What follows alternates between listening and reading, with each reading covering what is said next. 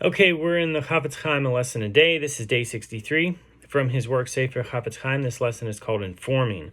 So the second category of constructive purpose is to help those who are being or have been adversely affected by the subject's behavior. So if one has personally witnessed a Jew causing monetary damage to another, to bring about restitution in a constructive purpose, and thus makes it permissible to relate what has transpired after ascertaining that the facts are correct, and after having spoken with the perpetrator, one should determine what will result from relating the information and whether or not halacha justifies affecting that result. So in a civilized society, the straightforward way of dealing with crime is to inform the authorities. However, reporting one's fellow Jew to secular officials may result in his facing punishment undeserved according to the Torah. Imprisonment, for example, is not an acceptable means of punishment for monetary infractions by Torah standards. Providing information that might lead to a Jew's imprisonment could therefore constitute malshinut, so the act of being an informer. So only if it is clear that an individual is dangerous and poses a threat to others can he be spoken against for the sake of protecting others from harm. Such matters are extremely sensitive and complex and demand consultation with a competent halakhic authority. So in the margin, it says, to engage in conversation while the Torah reading is in progress involves numerous grave transgressions. So from his work, Sefer Shmirat HaLashon, this lesson is called Talking During the Torah Reading. Unfortunately, idle conversations often begin with stories that are filled with beginning to end with Lashon Hara.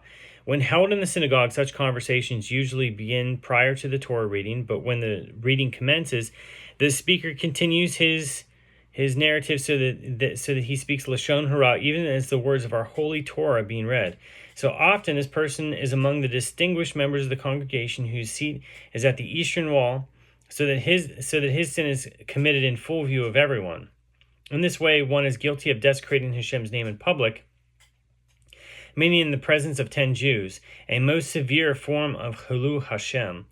So Chilul Hashem is desecrating Hashem's name. So note how many prohibitions this man has transgressed. Number 1, the prohibition against speaking Lashon Hara, aside from numerous other commandments, both positive and negative, which one might transgress when speaking Lashon Hara. Number 2, the sin of, quote, you shall not desecrate my holy name, Vayikra 22:32, that's Leviticus, which, as mentioned above, was transgressed in public.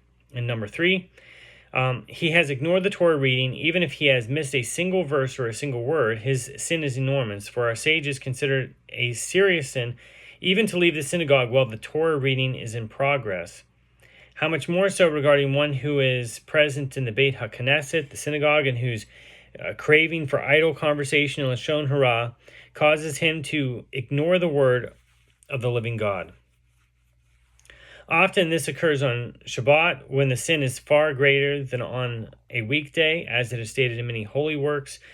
To all of the above is added the sin of engaging in idle conversation in the Beit HaKnesset or Beit Midrash, which is a great sin, as stated in the Shulchan Aruch, and certainly when such conversation is in the form of Lashon Hara.